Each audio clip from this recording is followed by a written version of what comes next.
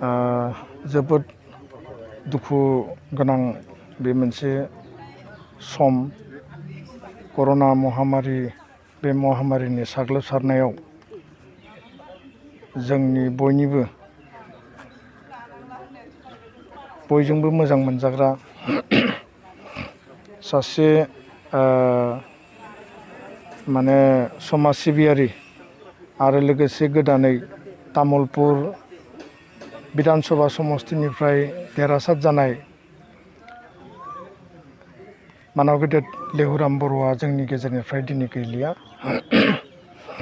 बे बाथ्राखौ खोनानानै जोबोद गोसोआव दुखु मोनदों आरो बिथाङा सासे राफोद दैदेनगिरिमोन, राफोद सासे समाज सिबियारिमोन।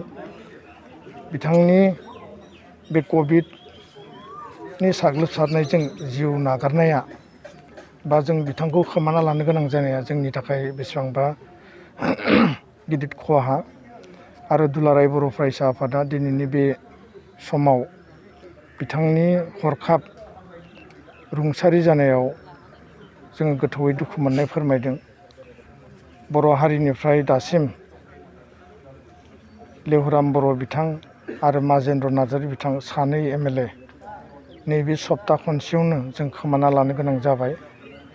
दा बेखायनो लेहुराम बर' बिथांनि जिउ आत्माया सोरगोआव आलो गोजोनै जाहाथे जायगा मोनथों, बेखौ अराय आङो दुलाराय बर' फरायसा आफादनिफ्राय इसोरनियाव आर'ज गाबदों।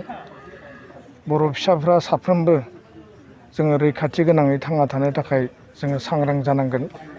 जोङो गावबा गावनि जिउनि रैखाथिनि थाखाय जोङो बेबस्था लानांगोन आरो बेखायनो साखोन सिखोन थानाय, ससियेल डिस्टेन्सिंखौ मानिनाय, सरकारनि SOPखौ मानिनाय आरो भेक्सिनखौ लानायनिफ्राय लोगोसेयैनो आखाइ सुनाय, सेनिटाइज खालामनाय बे हाबाफारिफोरखौ बयबो मावनांगोन।